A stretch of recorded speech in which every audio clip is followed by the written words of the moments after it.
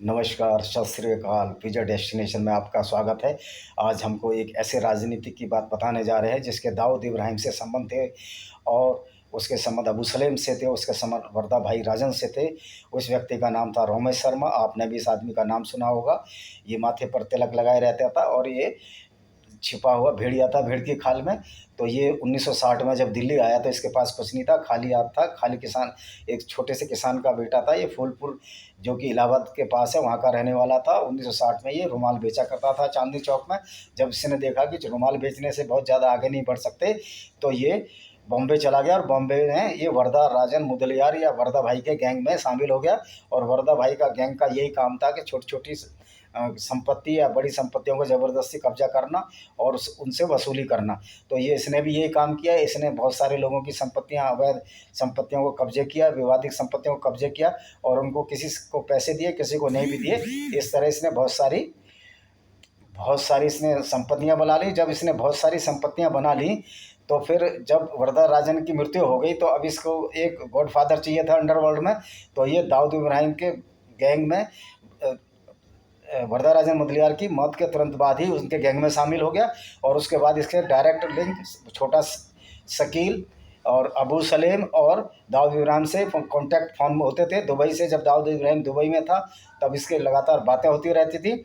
और इस तरह ये जब इसको फिर ये इसने इसी बीच एक जब पैसा कमा लिया इसने बॉम्बे से, तो 1996 में फूलपुर लोकसभा से चुनाव लड़ा। हालांकि वहाँ हार गया, लेकिन वहाँ उसकी एक कुंजुम बुद्धिराजा नाम की एक युवती से इसकी मुलाकात होगी और धीरे धीरे मुलाकात प्यार में बदल गई और ये दोनों साथ साथ रहने लगे। और इसको साउथ दिल्ली में बहुत अच्छी जगह में इसको एक फ्लैट लेकर दिया जहाँ वो कुंजुम बुद्धिराजा रहती थी। बाद में उसका कत्ल हुआ, ये इसी में बताएंगे हम आपको। उसके बाद जब ये वर्दा राजन मुदलियार के बाद जब ये दाऊद इब्राहिम गैंग में इसने बहुत सारी संपत्ति इकट्ठी कर ली, तो दाऊद ने इसको एक षड्यंत्र के तहत भेजा कि आप दिल्ली जाओ, वहाँ राजनीति में अपना दखल दो, क्योंकि राजनीति एक ऐसा प्रोटेक्शन है कि जिसमें जाने से आप जो गैंगस्टर हैं वो भी सेफ रहते हैं। क्योंकि गैंगस्टर का तो कोई बात नहीं, कोई पुलिस वाला ये सरकार पीछे पड़ जाए तो गैंगस्टर का तो समूल विनाश कर सकती है, लेकिन राजनीतिक प्रोटेक्शन मिलना बहुत ज़रूरी है और बहुत पावरफुल है। वो हमारे भी काम आएगा। इसको अबू सलेम और दाऊद इब्राहिम ने फिर वापस दिल्ली भेज दिया।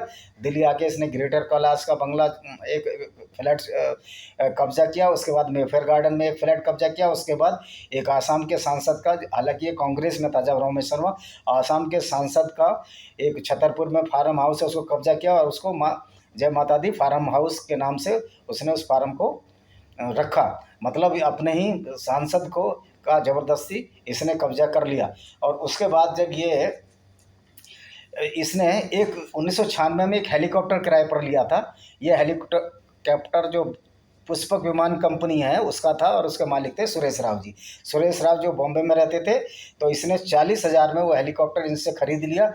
तो इनसे पूछा इतनी कम कीमत पर क्यों दूं मैं, तो मालिक से कहा इन्होंने सुरेश राव जी से कि अभी अगर ये चुनाव प्रचार में खर्चा दिखाना पड़ता है, अगर हम इस हेलीकॉप्टर को सही कीमत में दिखाएंगे तो खर्चा बहुत बढ़ जाएगा। और उसके बाद इसने ये हेलीकॉप्टर उनको लौटाया नहीं। और जब भी वो बॉम्बे से आते थे तो कभी इनको मिलता था, कभी नहीं मिलता था। अगर मिलता था तो इनको गाली देता था और इनको मारता पीटता था, इनसे बदतमीजी करता था। और एक बार इनका जब सुरेश राव जी मिलने आए तो उसका किडनैप कर लिया और उसने फार्म हाउस पर ले गया। तभी सीबीआई को ये भनक लग चुकी थी। सीबीआई इनके फ़ोन टेप कर रही थी कि ये व्यक्ति जो है दाऊद इब्राहिम और छोटा शकील अबू सलेम के संपर्क में लगातार माफियाओं के, तो इसके फ़ोन ट्रैप कर रही थी। तो तभी ये केस आ गया। तो सबसे पहले केस सुरेश राव जी आए थे, नीरज कुमार जब उसमें थे, सीबीआई में थे, बहुत ही अच्छे और होनहार अफसर हैं, अभी रिटायर हो चुके हैं, दिल्ली के पुलिस कमिश्नर भी रहे। ईश्वर उनको लंबी आयु दे और स्वास्थ्य दे। बहुत ही सज्जन और शरीफ आदमी थे क्या अभी हैं, लेकिन उस टाइम पुलिस में थे, अभी रिटायर हो गए हैं।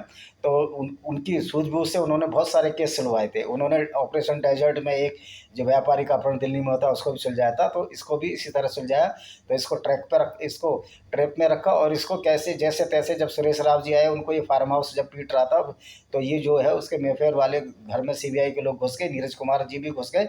और उसके बाद जैसे ही ये वहाँ सुरेश राव को मारते पीटते फिर वापस अपने घर लाया, तो नीरज कुमार को सामने देखकर वो गुस्से में हो गया कि तुम्हारी ये औकात कैसे हुई। तो नीरज कुमार जी ने एक चांटा जड़ा, जो बहुत अच्छी बात है, ऐसे लोगों को चांटा ही जड़ना चाहिए। चांटा जड़ा और इसको वहाँ से अरेस्ट कर लिया गया। और मज़े की बात है कि इसके किस किस से संबंध थे, आपको बड़ा आश्चर्य होगा। इसके संबंध ओम प्रकाश चौटाला से थे। ओम प्रकाश चौटाला के तो सबसे संबंध जगजाहिर है। उनकी एजुकेशन टीचरों में धांधली और बहुत सारे उनका जो महम कांड है जिसमें गुंडागर्दी करी से अभय चौटाला ने, तो ये इस तरह के ही लोग हैं, ये सारे गुंडे अगर राजनीति में आ गए। और दूसरी बात ये है, इसके संबंध इनसे भी थे, लालू प्रसाद यादव से इसका उठना बैठना था, और लालू प्रसाद यादव तो इसको राज्यसभा में भी भेजने जा रहे थे। तो इसमें कोई तथ्यात्मक छिपा बात नहीं है। लालू यादव की पार्टी ऐसे ही गुंडों को सपोर्ट करती है, जिसमें एक साबुद्दीन था जो अभी ख़त्म हो गया, मर गया है, और लालू यादव खुद चारा घोटाले में बंद है। तो बिहार में लालू और यूपी में मल्लू और लल्लू ने जो राजनीति का अपराधीकरण किया, और इधर चौटाला ब्रदर्स ने जो अपराधीकरण किया, वो एक मिसाल है कि किस तरह माफियाओं से और देशद्रोहियों से और जो दाऊद इब्राहिम के साथी हैं उनसे भी इनके संबंध हो सकते हैं। तो ये पब्लिक को सोचने की बात है। और जो कुंजुम बुद्धि राजा थी, जो इनकी प्रेमिका थी, जो इनके साथ रह रही थी, इसको भी इसने मरवा दिया इस वजह से, क्योंकि जब ये अरेस्ट हुआ तो इसको लग रहा था कि कुंजम बुद्धि राजा कहीं मेरा भेद खोल देगी तो फिर मैं बच नहीं पाऊंगा। तो उसके भतीजे रोमित शर्मा के भतीजे सुरेंद्र मिश्रा ने भी इसकी हत्या कर दी फार्म हाउस पे या जहाँ भी रहती थी। और उसके बाद उसी अपराध में ये अभी जेल काट रहे हैं। तो आप समझिए कि लालू की पार्टी से सैयद साबुद्दीन थे, इनका उठना बैठना रमेश शर्मा था, शेष था, खुद चारा घोटाले में सजा काट रहे हैं। और इसी तरह मुलायम सिंह यादव की पार्टी में अतीक अहमद एमएलए और सांसद दोनों रहे। और जो मायावती जो बहुत सुचरित्र या सुचरिता पार्टी होने की डींग हाँकती हैं, उनकी पार्टी से मुख्तार अब्बास अंसारी के बड़े भाई अफजाल अंसारी सांसद हैं। तो आप समझ लीजिए ये कैसे लोग हैं, किस तरह के लोग हैं। ये पब्लिक को खाली बेवकूफ़ बना रहे हैं। इनको सीट जीतने से मतलब है। तो मेरा पब्लिक से निवेदन है कि बसपा सपा जैसी और आरजेडी जैसी पार्टियों को वोट ना दें, क्योंकि पब्लिक इनसे त्रस्त आ चुकी है। ये माफिया गुंडे बलात्कारी अपहरणकर्ताओं को शरण देते हैं। और इवन इनके हो सकता है बहुत सा, एक महाराष्ट्र का एक बहुत बड़ा लीडर है एनसीपी का, उसके तो दाऊद से संबंध हैं शरद पवार के, ये सब लोग जानते हैं और अच्छी तरह जानते हैं। और प्रफुल्ल पटेल के भी संबंध हैं दाऊद इब्राहिम से। तो इन्हीं, क्योंकि इकबाल मिर्ची के जो इन्होंने बिल्डिंग है उसमें फ्लैट है, प्रफुल्ल पटेल उसकी पत्नी वर्षा का, और इकबाल मिर्ची दाऊद इब्राहिम का आदमी है। और इकबाल मिर्ची हिना कौसर का पति था जो फिल्मों में भी काम करती थी। इकबाल मिर्ची की डेथ 2013 में लंदन में हो गई। तो आप लगा लीजिए ये किस तरह के नेता हैं और पब्लिक को अभी तक बेवकूफ़ बनाते आ रहे हैं। आशा है कि इस वीडियो को आप सब्सक्राइब करेंगे, शेयर करेंगे और बेल आइकन भी दबाएंगे, जिससे कि नोटिफिकेशन मिले। इन्हीं शब्दों के साथ मैं इस वीडियो को विराम देता हूँ। वंदे मातरम।